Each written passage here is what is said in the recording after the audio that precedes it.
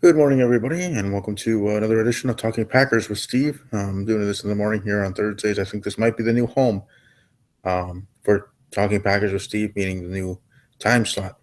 Instead of doing it Tuesday nights with wrestling ending on Tuesdays, and I do Talking WWJ on Tuesday evenings, early in the evening, but still Tuesday evenings before the SmackDown live show and then stuff like that. So I might just move Talking Packers with Steve to either this morning, Thursday mornings, or Wednesday afternoons. Either way, I think it'll be there. And as a YouTube channel, YouTube video, and YouTube podcast, it can go really anytime. And if guests and people want to join the show, whatever time works for them, best for them, I'm willing to have them on to talk football because I'm hoping to have a big guest, a super big, super huge, huge guest for the week against Seattle Seahawks. So that and some others, might be on the way here for this show. To try to help it grow as well. So, welcome to the show. And as you can tell, I'm a little down in the dumps with the Packers losing. I mean, it's just football, right? It's not to take it that seriously, but it still is what it is. They are my team. They are Aaron Rodgers is my quarterback on my team that I cheer for. That I am a share ownership in, like a 0.10% owner of the Packers as a shareholder. But and with that, right, I guess in a way, as a 1/1000th or percent of a owner I am of the Packers or whatever the math goes out to, which I do like math. And in high school, when I was a sophomore, I did geometry and algebra two in the same year. So when I was a senior, I was able to take calculus honors. So I don't know. I like to boast about that just because I do like math, enjoyed it, still do now. I do it for recreational fun sometimes, meaning as a hobby. Sometimes just doing some math problems that either I find online to for from college classes that you can find online or something, just the math stuff, um, and other ways as well. But beyond that, but as that percentage, I wanted to kind of have a rant here. As you can tell in the title of this video, Packers Rant coming. I promoted it a couple of times on Twitter at talking_Packers. I have a lot to say, and I'm just going to say it here. I will say it here for sure. I'm not happy with how everything went. The Packers this past week coming out starting the game off as bad as they did with 21-0 being down, blink of an eye and pretty much out of the game by then, even with Aaron Rodgers. I think again Aaron Rodgers needs to take accountability for himself. It seems like he finally did. Saw the light in that way, so I like that at least.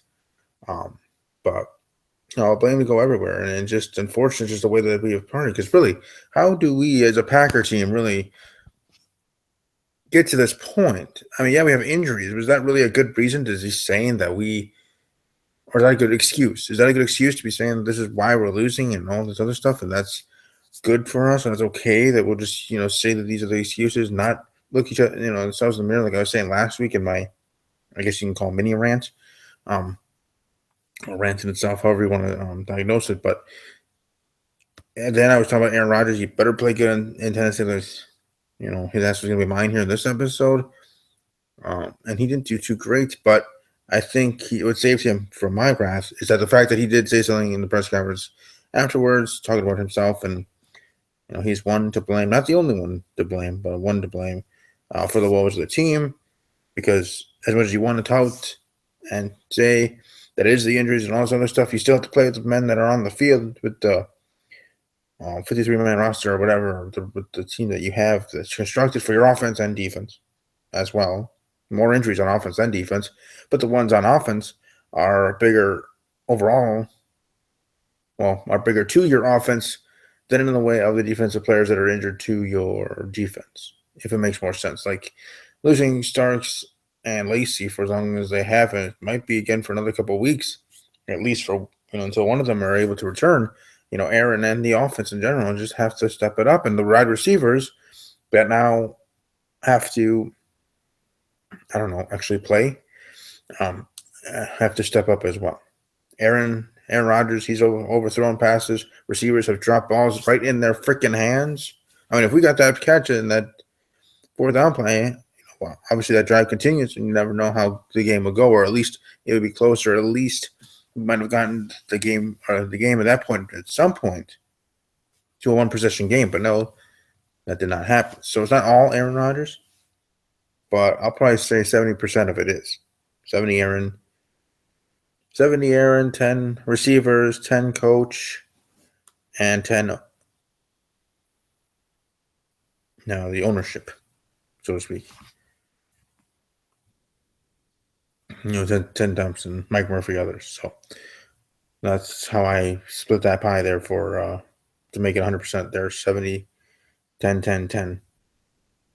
In that way dispersed. So it's just, I mean, really, what the heck's going on? It's craziness. I know I was hearing people, fellow Packer fans that didn't even watch the second half of the game, that stopped watching when it was a 21-0 and turned it off. Then as just the person I am, I just kept watching through the whole thing just because that's what I do.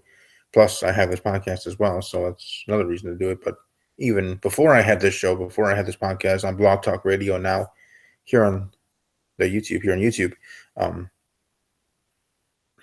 one to watch till the end and watch a train wreck. Then again, I'm also the type of person that likes a train wreck because I like to see how, sit back and watch how people react to it. Others react to it on Twitter and otherwise. So I don't know, I'm interested in that way. But this still doesn't mean I wanted the Packers to lose. Didn't want the Packers to be down 21-0. Didn't want all that stuff. But after we went down 21-0, I was like, okay, we don't deserve to win this game. And even if we get it close, we don't deserve to win this game. Didn't really want to win the game anymore after 21-0. You didn't really deserve it. You didn't really, the effort Aaron Rodgers was talking about last week. Where was that effort? Where was that effort in the beginning? And I don't know. I don't know if anybody else noticed it or heard about it or this or that or whatever. Clinton Dix, the one who was doing the rah-rah speech and trying to get people motivated, get his ass burned in a play for touchdown against Tennessee. I don't know, Mr. Clinton Dix better not be laughing now. You better be all serious when you go to Washington to face them. Because if not, you're going to be the one that's in my line of fire next week. Aaron, you got off the hook by actually growing a pair and putting it on himself in self-reflection. Hey, and if you want, you can share this video to Aaron, share this video to the Packers, share this video to whatever. It doesn't mean that they're actually going to see it. The likelihood of Aaron Rodgers, Clinton Dix, Packers people at all seeing this video is pretty low. And that's not just because I have a low amount of subscribers, just in general. But I don't know. I'm just saying. And that's me as a fan saying this stuff about them. That's me just venting my frustrations. And even as a journalist, and I here with my podcast, trying to grow and trying to become something respectable here on YouTube, and maybe even, like I was talking about in the past, about growing the channel, being official podcast of the Packers or getting a TV gig or whatever in time. Because I have high aspirations for myself, but I still also have to be objective when I talk about the Packers. Can't be all positive. Positive. I can't even do. It can't be all positive, and with negatives, I can't always put positive spins on it, as much as sometimes media does when they're showing biases. Either way, they won't say they are, but they are. But for me, I'm 100% real. Everything I say, I mean what I say. And when I said Aaron needed to look himself in the mirror, and I'm glad that he did, and I meant it. And the fact that he did have some self-reflection is good. But team better show up against Washington. We don't need another 21-0 deficit to be for us, because it's not best for business. Get our act together, get things right, and make sure we're ready to go when we get to Washington and get the W, get a win. So the fan base doesn't keep going crazy and wondering and worrying where this season's headed to and all the other stuff that has already been brought up now. I mean, we have a 3-game road trip here. Last week, yes, we lost. We got our butts handed to us, but with these primetime games, I think we can get it done. Sunday Night Football on NBC, and then Monday Night Football the next week against the Eagles. Which next week, hey, I hope to have Philadelphia, EDP 445, the Archfiend, or one of them on the show for Eagles week. But we'll see. Again, likelihood of that is low, but you never know. If you're a fan of any one of those, you're welcome to let them know. The invitation is sent out to them in this way through the podcast. You can reach me at talking underscore Packers on Twitter for them. But anyways, I just wanted to get that rant out. I actually didn't scream and yell as much as I thought I was going to, but like I said, my type of personality is even when I'm yelling at someone, I guess you say, or scolding. I mean, maybe that's something to look forward to for single women out there in the area. I guess that, or if I ever have a kid, that even when I scold, I don't raise my voice too much, but I make sure be it known that I am upset as well. As in, I raise my voice a little bit, like sometimes when I want to stress something more than anything else, and then it goes up and down and a bit like that. But anyways, we can stop talking about that and talk about Week 11 in the National Football League and predictions. Thursday Night Football, New Orleans Saints versus Big Q of Team Boy TV Live is Carolina Panthers. I got the Panthers over the Saints 21-13.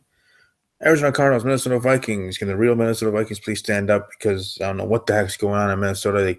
They released their kicker. They do this, they do that. North Turner left a couple weeks ago. His offensive coordinator, he just quit. He's like, ain't having any of this anymore.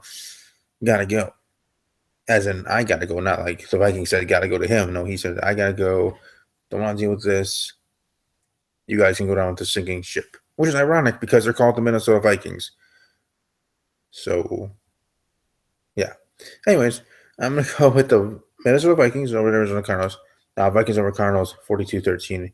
I just see Vikings just crushing Arizona, proving that they still are what they were before their bye week, and at least trying to help heal the wounds of their own fan base of a losing streak, just like here in Green Bay. Because, hey, NFC North looks like the Detroit Lions might be the ones that have the division by the cojones.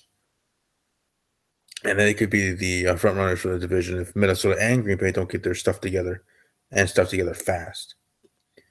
Chicago Bears, New York Giants. Well, I don't see the Bears getting anywhere close to trying to win the division, even as much as the Vikings and Packers have been coming back, meaning with our losing streaks to the rest of the division.